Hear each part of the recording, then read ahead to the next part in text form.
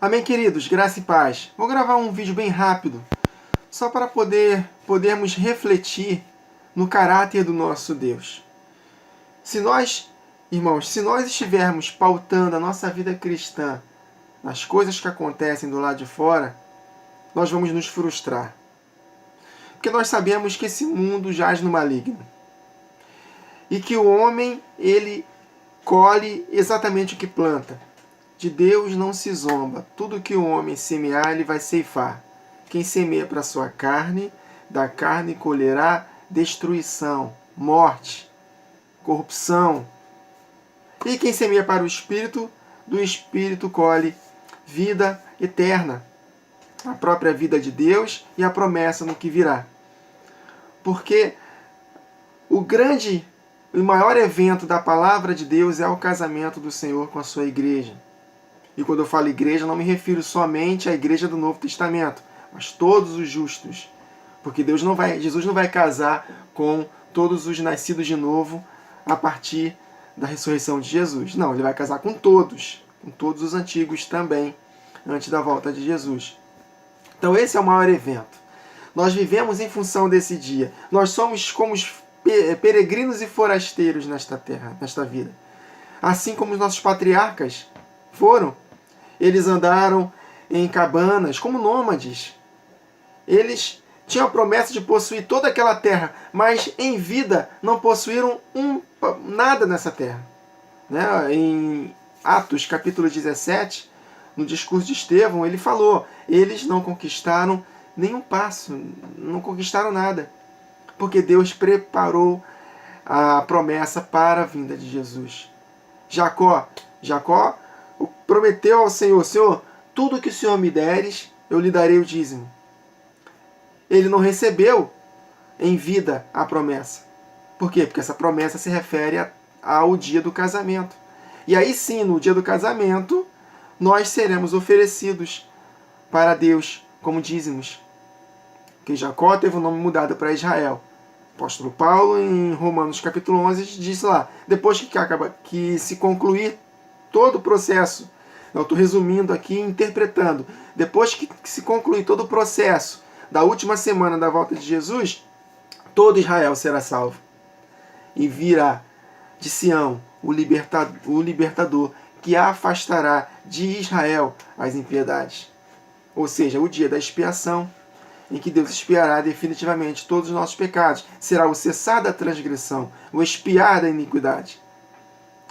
Que está profetizado em Daniel capítulo 9, acerca da profecia das 70 semanas, em que após o cumprimento da última semana profética, que é para o tempo do fim, os últimos 7 anos que antecederão a volta de Jesus, aí sim teremos a expiação definitiva. Por isso que é chamado de o dia da expiação, o dia do Yom Kippur, o verdadeiro dia do Yom Kippur, que o apóstolo Paulo menciona também em Efésios capítulo 4, verso 30, para que não entristeçamos o Espírito Santo de Deus, pelo qual fomos selados para o dia da redenção. Porque só vai ser vitorioso no dia da redenção aqueles que não entristeceram o Espírito, ou seja, andar em santidade. Então nós não podemos olhar para as coisas desta vida passageira e interpretar o caráter de Deus, porque não é a vontade de Deus o que está acontecendo neste mundo, queridos. Catástrofes em cima de catástrofes. Por que as catástrofes vêm? Por causa do plantio do homem. Por exemplo, aqui no Brasil, após o período de carnaval, nós vemos muitas coisas horríveis acontecendo. Você pode ver, queridos. Início de ano, né? Enfim, enchentes, muitas mortes, muitas doenças, muitas coisas terríveis acontecendo depois do período de carnaval. Né? E está só se intensificando. Por quê? Porque o homem está plantando isso. E Deus estabeleceu isso, isso é uma lei desde Noé, quando Noé acabou o dilúvio, tudo, enquanto a terra existir, não que a terra vai acabar, não é isso, mas enquanto durar o tempo da peregrinação dos justos, se é que a gente pode dizer assim, porque a terra não vai ser destruída, ela vai durar para sempre, a palavra de Deus diz, e nós vamos reinar nesta terra por 1000 anos e depois para todo sempre. Quando a Nova Jerusalém vai descer, vai se difundir com a terra nunca vai deixar de existir. Mas enquanto durar o tempo da peregrinação dos justos, né, haverá sempre plantio e colheita. E o apóstolo Paulo em Gálatas 6, não se deixe enganar, de Deus não se zomba. Tudo que o homem semear, ele vai colher, ele vai ceifar. Então quem semeia para a carne vai colher o quê? Morte. Então, muitos se questionam, pô, mas se Deus é bom, por que ele permite isso? Queridos, consequências do pecado. Consequências do pecado. E nós, como justos, cheios do Espírito, nós precisamos perceber que há determinados que esses acontecimentos servem para nós anunciarmos arrependimento e também manifestarmos os poderes do mundo vindouro. Estou lembrando aqui de uma passagem de João 9, em que os discípulos perguntaram para Jesus: Jesus, quem pecou? Os pais ou aquela pessoa que nasceu cega para ter ficado assim, daquele jeito? E Jesus falou: não, nem seus pais pecaram, nem ela. Isso aconteceu para que o poder de Deus seja manifestado, para que o Pai seja exaltado. Mais ou menos isso, estou falando de cabeça. Por quê? Porque Jesus ele viu uma oportunidade de, mesmo ele ter nascido naquela situação por causa do pecado mesmo, não me refiro especificamente ao pecado dos pais, mas por causa da situação do ser humano, por causa do pecado original de Adão, por causa dele veio as enfermidades, por exemplo. Mas Jesus viu uma oportunidade de manifestar a glória de Deus ali. Não, isso aconteceu, essa enfermidade é para a glória de Deus. Por quê?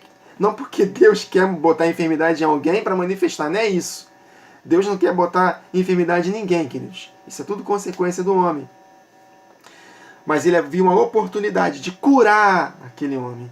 Aí sim, a cura de uma enfermidade é que Deus é glorificado. Não a enfermidade em si. Né? Aquela enfermidade é para a glória de Deus. Aí muitos interpretam, tá vendo? Eu estou doente para a glória de Deus. Não. Você é curado para a glória de Deus. Né? É isso que Jesus quis dizer ali, porque ele sabia que iria curá-lo. E quando ele foi curado, Deus foi exaltado. Então, meus irmãos, nós temos que tomar muito cuidado para não olharmos para o lado de fora. E nós, cristãos, que somos aqui como peregrinos e forasteiros, no mundo teremos aflições. Teremos dificuldades, lutas. Com o suor do nosso rosto comeremos o pão. Deus não idealizou que nós suássemos para comer o pão. Trabalhássemos muito para poder ganhar aquele dinheiro suado. Não. Mas por causa do pecado original de Adão. E nós ainda estamos, né, mesmo com Jesus morrendo e ressuscitando, ainda passamos por esse tipo de tribulação. Se é que a gente pode dizer assim. Porque ainda morremos. Deus não criou o ser humano para morrer, mas ainda morremos. Temos os pecados dos nossos membros o tempo todo nos perturbando, nos assediando. E nós precisamos lutar. Né? As perseguições contra aquilo que nós cremos, de acordo com a verdade, com as objeções.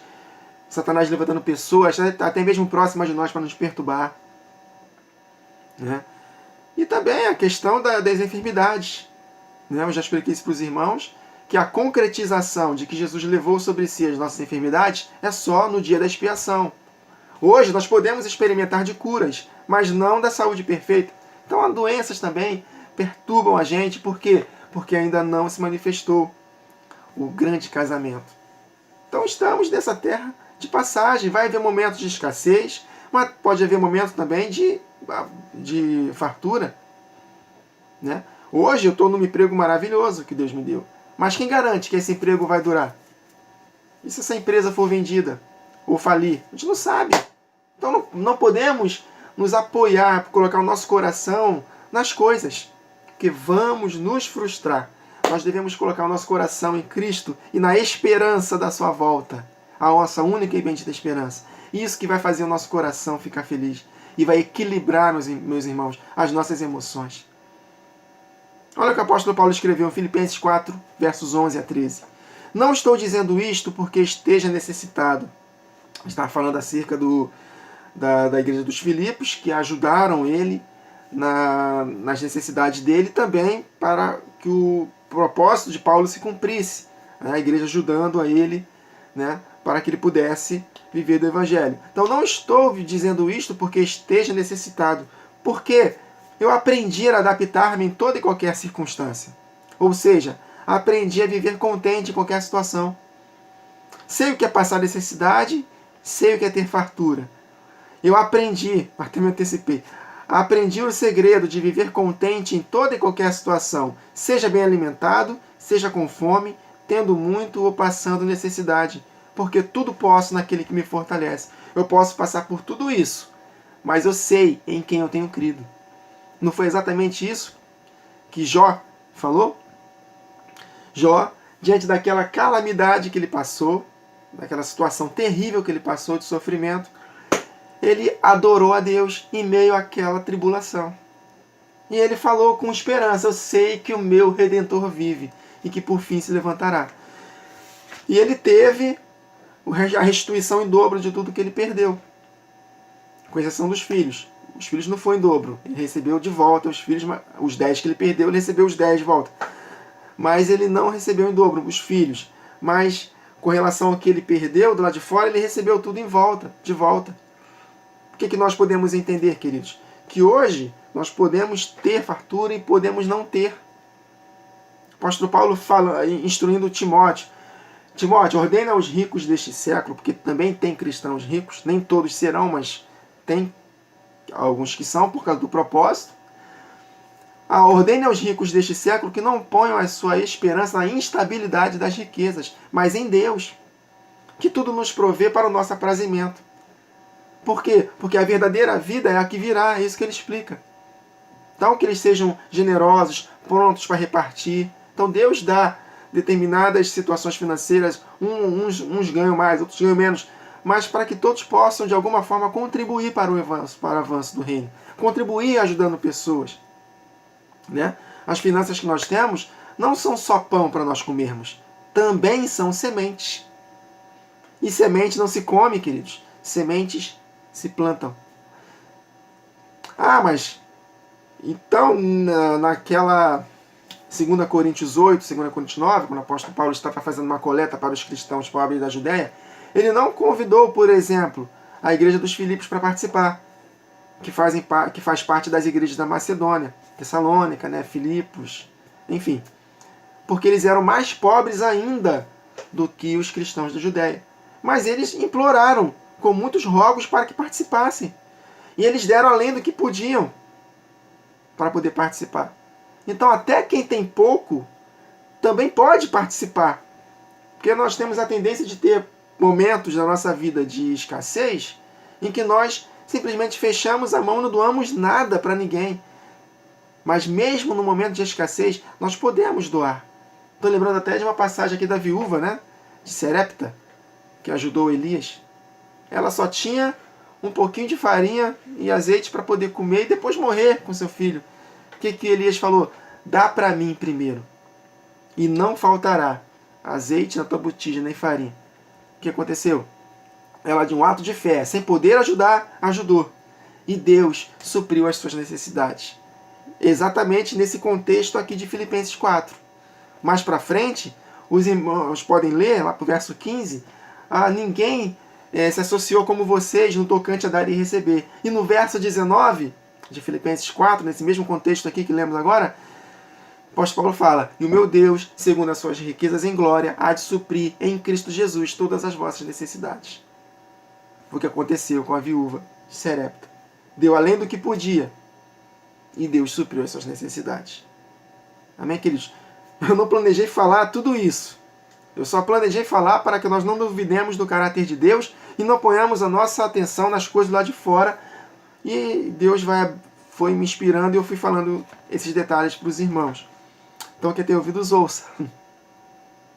Então, irmãos, o cerne do vídeo é esse. Não devemos duvidar do caráter de Deus, pois a nossa fé é fundamentada não nas coisas que acontecem. A nossa fé ela é fundamentada na pessoa do Pai e do Filho. Não sei se eu posso chamar o Pai de pessoa porque ele não tem um corpo. Jesus é uma pessoa porque ele tem um corpo. Deus é espírito. Mas é real. Então, no Pai e no Filho, nós devemos colocar a nossa atenção neles. Somente neles. porque é o caráter dele que está em jogo. Então, quando nós focamos a nossa vida no caráter de Deus, aí a gente não vai se frustrar. E a gente vai se preparar para ter e não ter. O apóstolo Paulo aprendeu a viver contente em qualquer situação. Independente das circunstâncias, meus irmãos, jamais duvidem do caráter de Deus. Jamais. Duvide de você mesmo. É o que eu falo sempre para Deus. Senhor, protege a minha casa, meu filho. Que ele não venha morrer prematuramente, não venha ficar com uma enfermidade terrível. Que minha esposa, cuide dela, cuide da minha família, Senhor. Mas se vier acontecer alguma coisa, que não seja eu que provoquei, mas que seja de acordo com o teu agir na nossa vida. Como o Senhor fez com Jó. O Senhor permitiu que Jó perdesse tudo. Então que seja isso, meus irmãos. Que nós não possamos provocar os problemas por causa da nossa falta de resposta a Deus por pecados deliberados. Que não soframos, como Pedro fala, né? Como alguém que peca, né? Resumindo tudo. Mas se sofremos por causa da palavra de Deus, por causa dos propósitos de Deus, amém. Porque em nós repousa o Espírito da glória que vai nos consolando em toda a nossa tribulação. Amém, queridos? Então, que possamos nos preparar sempre para os sofrimentos.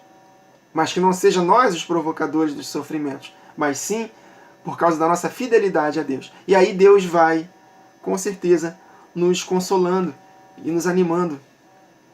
Né? Hebreus 13:5.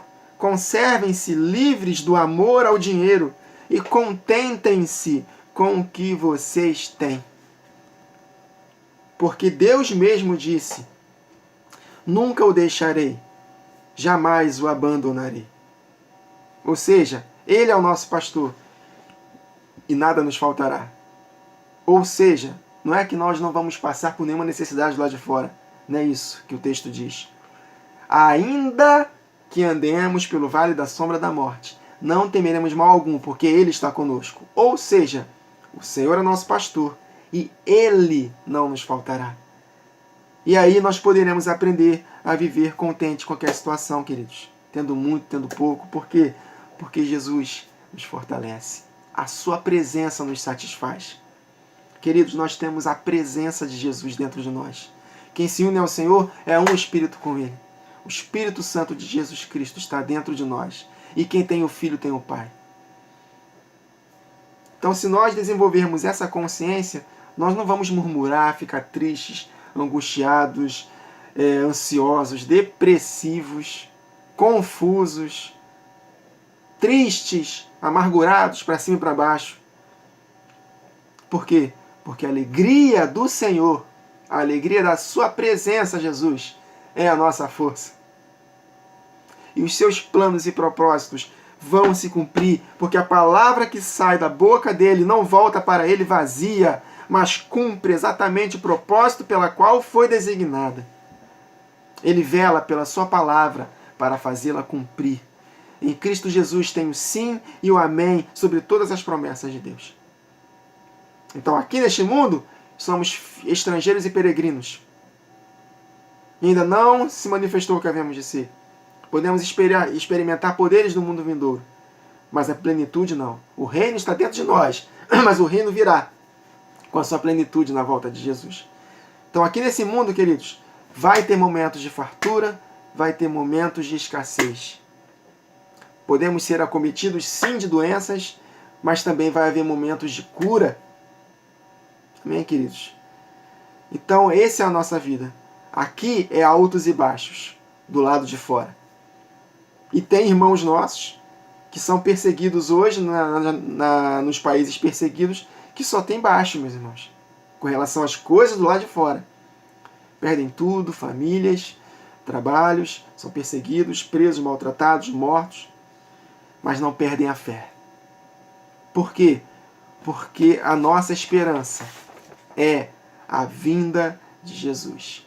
É nessa bendita esperança que nós nos regozijamos. Alegrai-vos na esperança. Então, independente do que aconteça do lado de fora, Alegrai-vos na esperança. Se você tem muito, tem pouco, não ponha seu coração em nada nessas coisas passageiras deste mundo. Coloque seu coração em Cristo Jesus e na promessa da sua volta. É por causa dessa alegria que nós suportamos a nossa cruz, como Jesus suportou. Por causa da alegria proposta, Jesus suportou a cruz. Por causa dessa alegria da volta de Jesus, do nosso casamento com o amado das nossas almas, nós suportamos a nossa cruz. Amém, queridos? Então que possamos ser gratos e viver uma vida de total liberdade, tendo muito e tendo pouco. Tendo essa vida equilibrada, conhecendo essas verdades e confiando no caráter de Deus, nosso coração vai bater perfeitamente bem assim, ó, alinhadozinho, nem para cima nem para baixo, né? Nossa pressão vai estar, ó, sempre lá equilibrada. Por quê? Porque nós estamos confiantes no caráter de Deus. A ansiedade, preocupações, vai fazer com que o nosso coração não trabalhe bem, nossa pressão ora sobe, ora baixa, né? Mas confiando no caráter de Deus, com tribulação ou não, nós estaremos com a pressão bem equilibrada. E aí nosso corpo até funciona melhor, queridos, quando nós temos confiança no caráter de Deus. Amém, queridos? Então, nunca duvide do caráter de Deus. Lance sobre Ele toda a sua ansiedade, porque Ele cuida de você.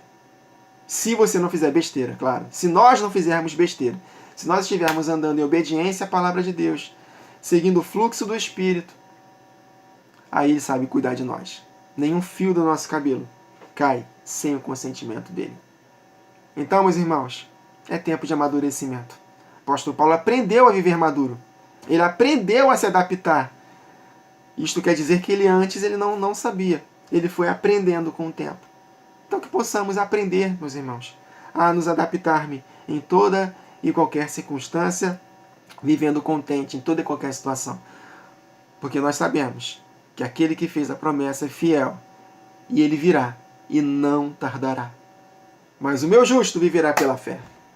Tendo muito, tendo pouco, sendo perseguido fisicamente ou não. Embora o que vai anteceder a volta de Jesus vai ser uma igreja 100% perseguida do lado de fora. Mas enquanto não chega esse tempo determinado da última semana de Daniel, que possamos aprender a viver contente em qualquer situação, tendo muito ou tendo pouco, porque tudo podemos naquele que nos fortalece. Amém, queridos? Palavra de Deus de conforto, uma palavra de ânimo para o nosso coração. Até a próxima gravação, queridos. Que o Senhor nos abençoe.